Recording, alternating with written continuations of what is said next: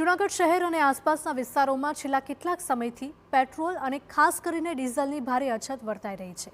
ત્યારે સરકાર દ્વારા તાજેતરમાં જ ઇંધણના ભાવોમાં તોતિંગ વધારો ઝીંકાયા બાદ પણ જનતાને પૂરતો જથ્થો ઉપલબ્ધ ન થતાં વાહન ચાલકો અને સામાન્ય જનતામાં ભારે રોષ જોવા મળી રહ્યો છે।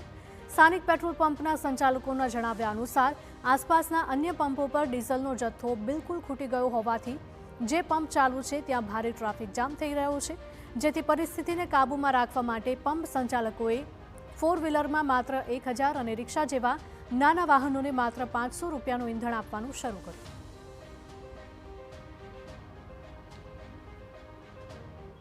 આપણે ત્યાં અત્યારે ડીઝલનો સ્ટોક પૂરતો છે, પરંતુ આસપાસના જે પેટ્રોલ પંપ છે ત્યાં ડીઝલનો જથ્થો પૂરતો મળતો ન હોવાથી અહીંયા ફૂલ ટ્રાફિકની લાઈન છે, બરોબર છે।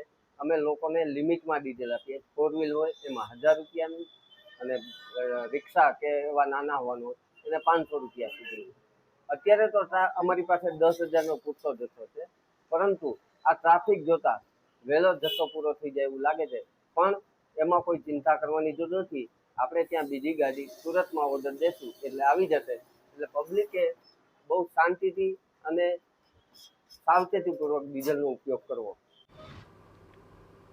બીજી તરફ આ અછતની સીધી અસર સામાન્ય નાગરિકો અને રોજબરોજ કમાઈને ખાતા શ્રમિક વર્ગ પર પડી રહી છે। રિક્ષા ચાલકોના મતે લાઇનમાં ઊભા રહેવા છતાં ડીઝલ નથી મળતું। આવામાં પરિસ્થિતિનું ગુજરાન કેવી રીતે ચલાવવું તે પણ એક સવાલ છે। સાથે વહીવટીતંત્રએ ઈંધણનો પુરવઠો પૂર્વવત કરવા માટે માંગ કરી। ડીઝલ છે નહીં, શું કરીએ? અમારે ધંધા પાણી